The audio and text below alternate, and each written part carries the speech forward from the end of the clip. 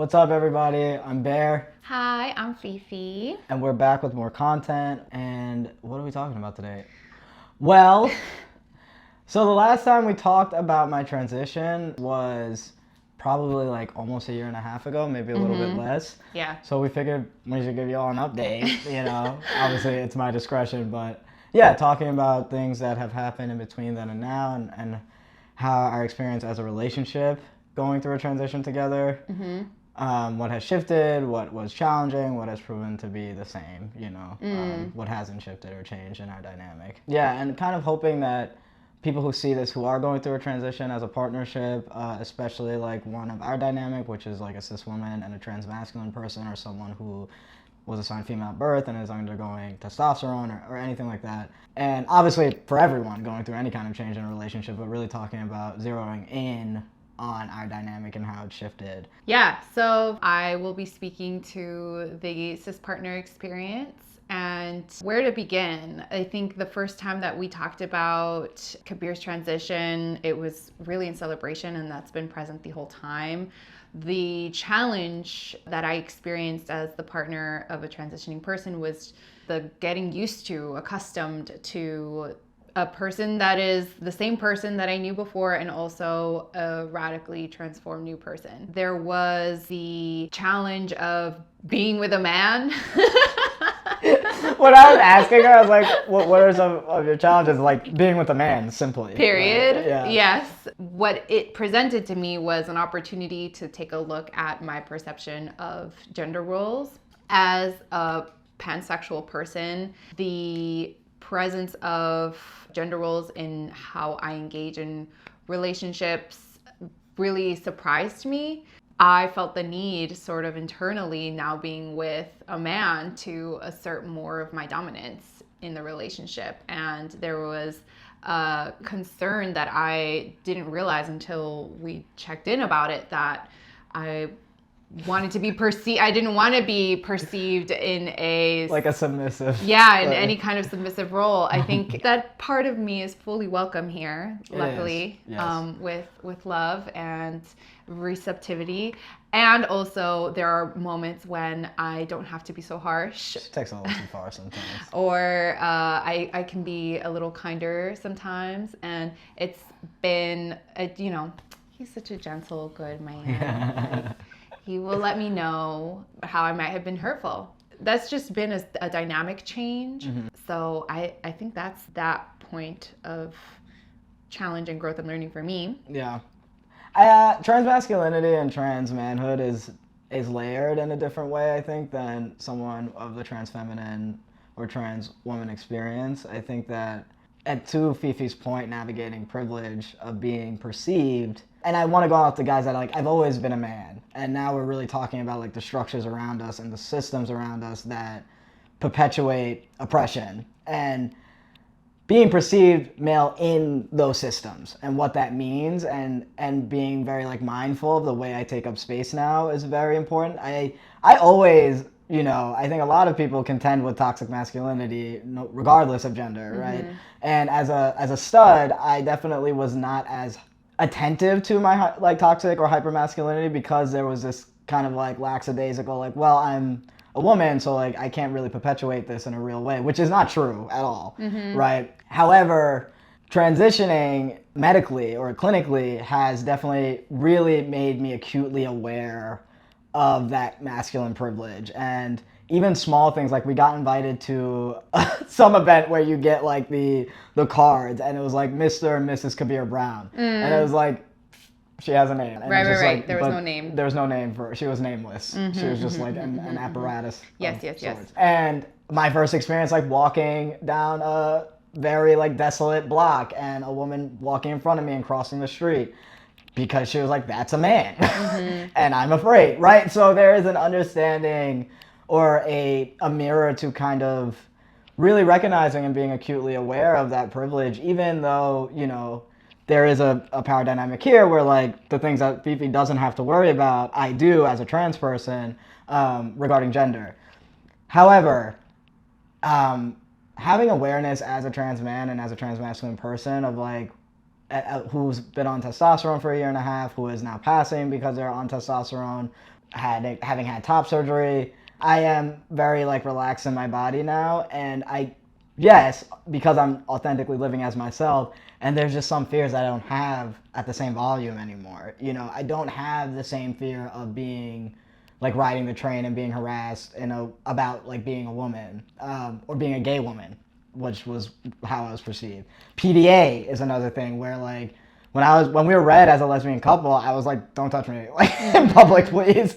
You know, I don't want to bring any attention to us. I don't want to like put us in a dangerous situation.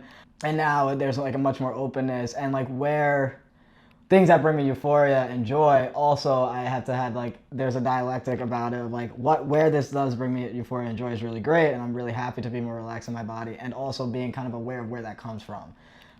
And that is, a lot of it is still like rooted in transphobia and sexism. So that has been definitely challenging. I think that I would love there to be more groups or like more conversation about that amongst the trans masculine community, like what that means and how to carry that and how to navigate and how to create spaces for us to talk about that and process that. So that's one. And like in spirit of passing more and being perceived as a man in the world and not just like internally, fucking airports are like the bane of my existence. So I have gotten top surgery. I've been on testosterone. I am now like read, as someone is perceived as a cis man. And when it comes to like my legal documents, that has not changed. My gender marker is still F. My name is still my dead name. So much like any other process in a trans affirming journey, like surgery, like getting on HRT, if that is a part of your journey, it is expensive and tedious to get your name and gender marker changed. It is a long process. It's very hard. It's not very accessible. I do it for a living in terms of like helping people walking through that process, and it's really like, it doesn't happen overnight. It's not easy. It can be denied. It's really expensive to get all your documents changed. So a lot of experience of like having to go to the airport, either having to disclose, because they're like confused, like this is, and they, we have to take our masks down, and then they see facial hair, and I'm not shaving my facial hair because it's really important to me, like, and they're looking at this gender marker and this name, and like, what is going on? The good thing is my passport looks a lot like how I look now. And then in medical visits, which I have to go to for a myriad of reasons, besides like a height of a pandemic, I also have to get labs done. I have to get a lot of blood work done every 3 months. And it's the same thing. When I was like perceived as a stud, I didn't have to really do a lot of disclosure. They would see like my chest. They would be like, oh, this is just a butch woman. That's why she's here. So it just like, it elicits like a lot of anxiety for things that I want to travel, and also I need medical like attention for a lot of things. So that can definitely prove to be challenging. And on the subject of disclosure, dating can be challenging in certain spaces. I'm talking about cis gay men. There's just so much there when it comes to having, as someone who passes, it can be really challenging to have to be like, in a Grindr app, they're like, show me a picture of your dick, and I'm like, yeah. Plot twist. Also, like, why are you sending me that? And right.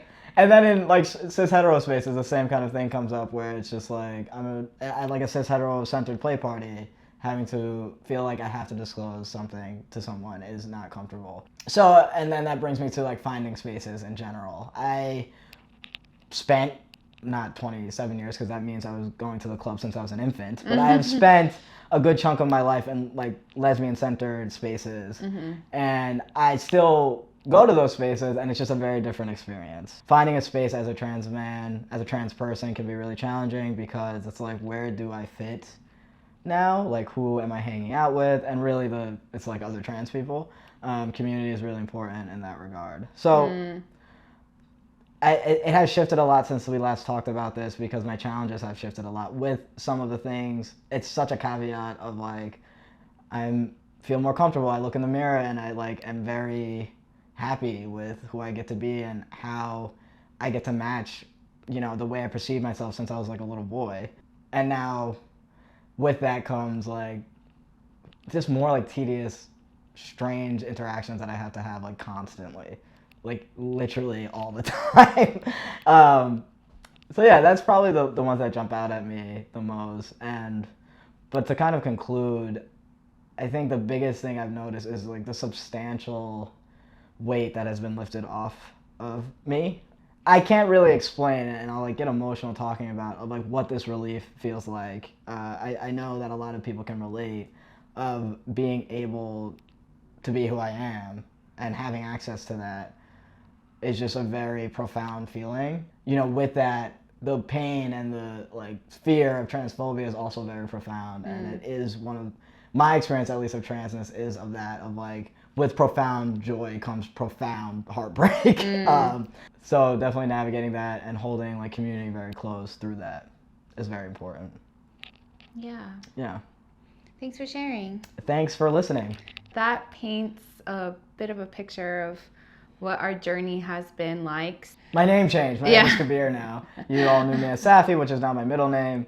Safi is also not the name on my legal documents. Right. And Bear is also another name that I go by. Yes, we like Bear. We like Bear. Uncle Bear. He's a true bear. Yes. I am a bear. So we love you so much, and thanks for watching. Yeah. Okay, bye. Bye.